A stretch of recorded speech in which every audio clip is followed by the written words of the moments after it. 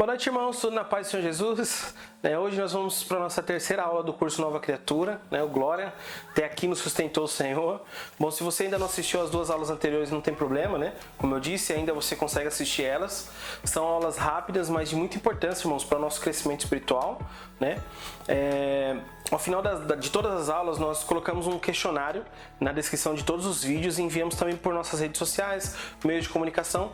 Este questionário é mais para afirmar aquilo que você tem aprendido nesse vídeo, Não existe certo, não existe certo nem errado, mas é mais para nós aprendermos mais sobre Jesus, amém?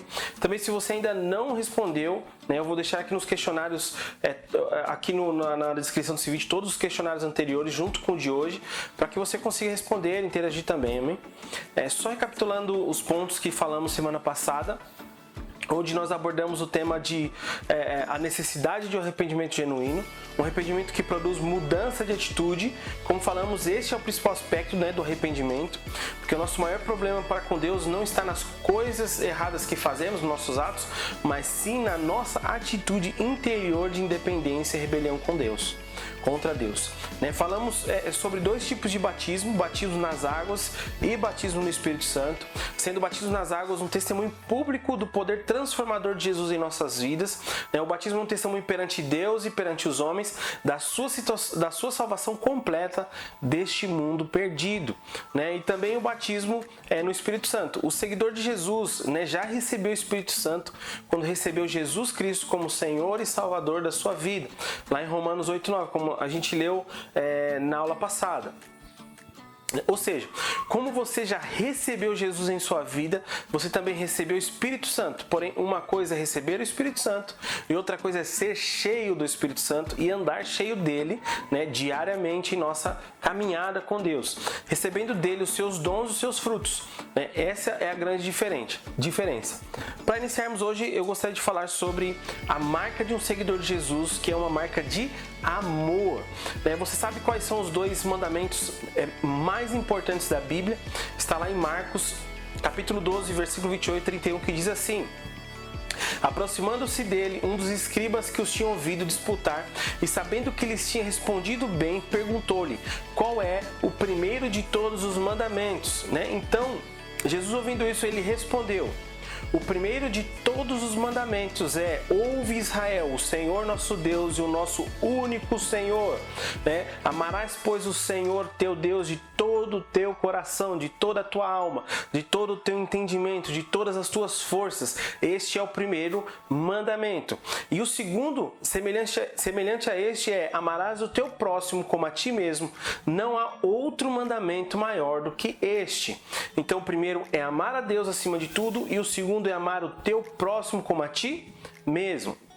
E quais as duas provas principais de que eu amo a Deus? Quais são essas duas provas que demonstram que a gente ama a Deus? A primeira prova é: eu irei obedecê-lo em tudo. Jesus disse: se me amais, guardais os meus mandamentos. Está lá em João 14:15. E também diz lá, nós podemos ler essa afirmação em 1 João 2,4, que diz: aquele que diz, eu conheço e não guarda os teus mandamentos, é mentiroso, e nele não está a verdade. E também 1 João 3,18 diz: meus filhinhos, não amamos só de palavra, nem de língua, mas por obra e em verdade.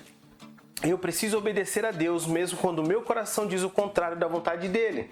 Precisamos agir, irmãos, de acordo com a nossa fé e não conforme os nossos sentimentos. Está lá em 2 Coríntios 5,7, que diz: porque andamos por fé e não por vista. Nós vemos essa obediência na vida de Jesus, por exemplo.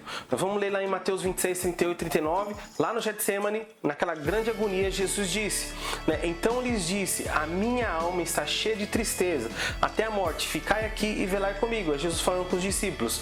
E indo um pouco mais para diante, prostrou-se sobre o seu rosto, orando e dizendo: meu Pai, se possível, passe de mim este cálice, todavia não seja o que eu quero, mas como tu queres. Deste modo, se eu não obedecer em tudo, eu estou demonstrando a falta de amor para com Deus. Amém?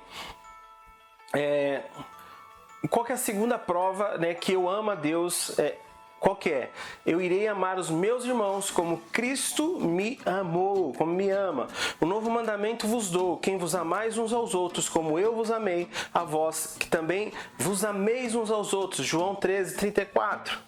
E lá em 1 João 4:20 diz: se alguém diz eu amo a Deus e odeio o seu irmão, é mentiroso, pois quem não ama o seu irmão, a qual viu, como pode amar a Deus a quem não viu? Né? Profundo, irmãos, profundo demais essa palavra. Lá em Efésios 4:31 até 5:2 diz assim: toda amargura e ira e cólera e gritaria e blasfêmia e toda malícia sejam tiradas dentre de vós. Antes sede uns para com os outros bondosos, misericordiosos, perdoando-vos uns aos outros, como também Deus vos perdoou em Cristo. Sede, pois, imitadores de Deus como filhos amados, e andai em amor como também Cristo vos amou e se entregou a si mesmo por nós, em oferta e sacrifício a Deus, em cheiro suave. Uma pergunta, para guardarmos em nosso coração: será que é possível alguém pecar contra mim mais do que eu já pequei contra Deus? Será, irmãos? Então, se alguém me maltratar, abusar, criticar, sujar meu nome, fofocar contra mim, o que eu preciso fazer? Assim como Deus em Cristo me perdoou, também devo perdoar pela fé, né? Quando alguém me maltratar dessa forma, será que eu terei vontade de perdoar? Mesmo sem vontade, se meu coração não pedir que eu perdoe tal pessoa, o que eu devo fazer pela fé?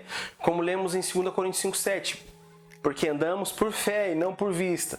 Muitas vezes, quando passamos por algum processo onde temos que perdoar algumas pessoas, algumas perguntas também vêm ao nosso coração, né? Depois de assim perdoar, como que eu devo tratar aquela pessoa que me ofendeu, por exemplo?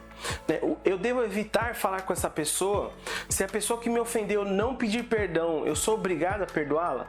Vamos ler em Hebreus 8:12 que diz: porque serei misericordioso para com as suas iniquidades e os seus pecados e de suas prevaricações não me lembrarei mais. E também em Miqueias 7:18 e 19 que diz: quem é Deus semelhante a ti, que perdoa a iniquidade e que passa por cima da rebelião do restante da sua herança? Ele não retém a sua ira para sempre, porque tem prazer na sua bondade. Tornará a nos perdoar, sujeitar as nossas iniquidades, e tu lançarás todos os seus pecados nas profundezas do mar. Quando Deus perdoa, Ele também esquece do pecado. Eu também preciso esquecer e tratar a pessoa, e falar com ela como se nada tivesse acontecido. Sei que isso, irmãos, é muito difícil. Aos nossos olhos, muitas vezes julgamos que aquela falha daquela pessoa, que aquela pessoa cometeu, é muito grande para ser perdoada, esquecida. Por isso precisamos perdoar pela fé e amar também pela fé. O que eu farei quando, depois de perdoar pela fé, eu não sentir amor por aquela pessoa? Você perdoou pela fé, mas você ainda não sentiu amor. Vamos lembrar que amor vai além dos sentimentos. Mesmo quando eu não sentir amor por alguém, mesmo quando meu coração não pedir que fale com aquela pessoa, eu preciso agir em amor. Este é um dos maiores desafios de nossa caminhada cristã. Bom, quando alguém lhe ofender muito, irmãos, ou só um pouco, você pode fazer uma oração semelhante a essa, Pai, eu te agradeço e te louvo por teu perdão e amor infinito. Eu sei que tu me perdoaste de todos os meus pecados, quando eu merecia somente o inferno. Obrigado, querido Jesus, por ter levado o castigo em meu lugar. Agora eu, por um ato de fé, perdoo aquela pessoa que me ofendeu, mesmo que ela não mereça. Como o Senhor me perdoou, eu também faço uma decisão de fé para tratar aquela pessoa com amor em Cristo. Pela tua graça, eu só falarei coisas boas sobre ela. Muito obrigado, meu Pai, em nome e pelo sangue de Jesus eu te peço e te agradeço pela vitória. Amém?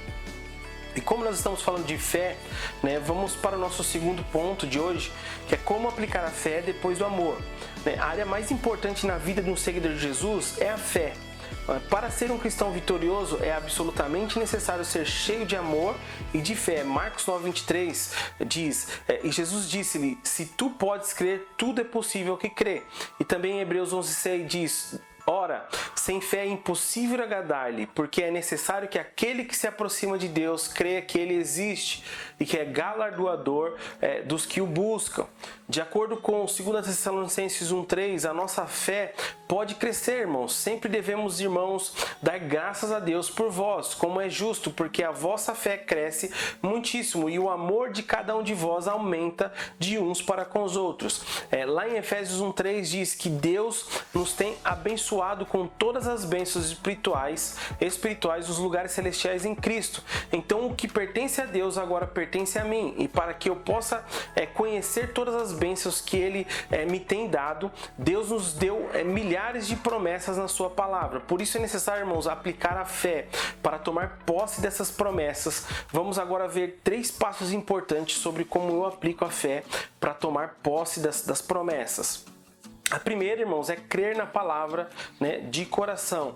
Hebreus 11:1. Ora, a fé é o firme fundamento das coisas que se esperam e a prova das coisas que se não veem, Marcos 11:23-24. Porque em verdade vos digo que qualquer um que disser a este monte, erga-te, lança-te no mar, e não duvidar em seu coração, mas crer se fará aquilo que diz, tudo que disser lhe será feito. Ou seja, fé no coração, não na mente. Quando você estiver em oração, João 20:25 e 29. No verso 25 diz: Disse-lhe, pois, aos outros discípulos, vimos o Senhor, mas ele disse-lhes, se eu não vir o sinal dos cravos em suas mãos, e não puser o meu dedo no lugar dos cravos, e não puser a minha mão no seu lado, de maneira nenhuma o crerei. O versículo 29 diz, disse-lhe Jesus, porque me vistes, Tomé, crestes, bem-aventurados os que não viram e creram. Fé, irmãos, é crer antes de ver. Como ter mais fé? Lá em Romanos 10:17 diz assim: de sorte que a fé pelo ouvir é ouvir a palavra de Deus.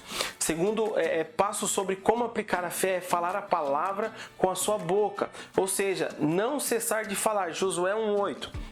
Não se aparte da tua boca o livro desta lei, antes medita nela de dia e de noite, para que tenha cuidados em fazer conforme tudo quanto nela está escrito, porque então farás prosperar o teu caminho e serás bem-sucedido. É preciso saber a importância, irmão, de toda palavra que sai da sua boca. Provérbios 18:21. Morte e a vida estão no poder da língua, e aquele que ama comerá do seu fruto. Terceiro passo é sobre como aplicar a fé, é praticar a palavra com suas ações. E qual a importância de praticar a palavra? Mateus 7:24-27. Todo aquele, pois, que escuta estas minhas palavras e as pratica, semelhante ao homem prudente, que edificou a sua casa sobre a rocha, e desceu a chuva, e correram os rios, e sopraram os ventos, e combateram aquela casa, e não caiu, porque estava edificada sobre a rocha. E aquele que não ouve estas minhas palavras, e as não cumpre, compará-lo-ei com um homem insensato, que edificou a sua casa sobre a areia, e desceu a chuva, e correram os rios, e sopraram os ventos, e combateram aquela casa, e a casa caiu, e foi grande a sua queda. Enganamos-nos a nós mesmos se falamos que temos fé e não agimos de acordo com a nossa fé. Por exemplo, confessar, estou curado, e não levantar da sua cama e louvar a Deus, irmãos. Tiago 1:22-24 diz assim: e sede cumpridores da palavra, e não somente ouvintes, enganando-vos vós mesmos, porque se alguém é ouvinte da palavra e não cumpridor, é semelhante ao homem que contempla ao espelho ao seu rosto natural, porque se contempla a si mesmo e vai-se e logo se esquece de como era.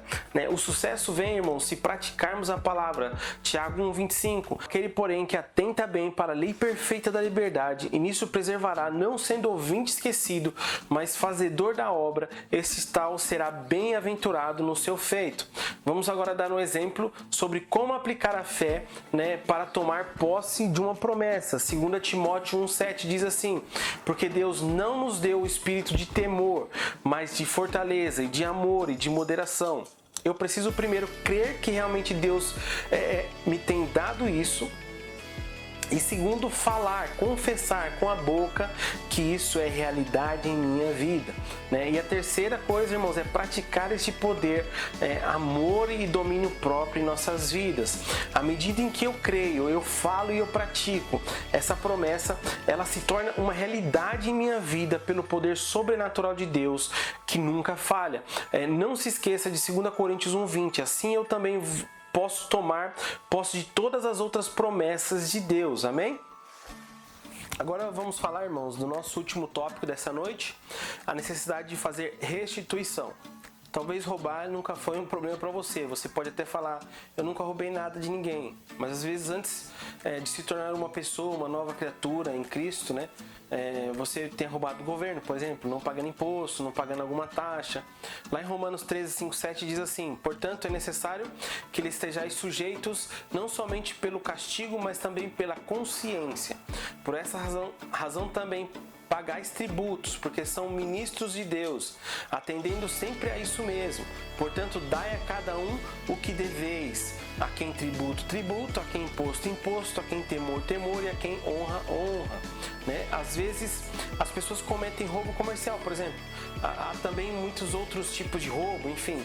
Se você já roubou alguma coisa, ou o que você deve fazer, se for possível, de acordo com Lucas 19:8, né? Que diz assim: levantando-se Zaqueu, disse ao Senhor: Senhor, eis que eu dou aos pobres metade dos meus bens, e se em alguma coisa tenho defraudado alguém, eu restituo quadruplicadamente.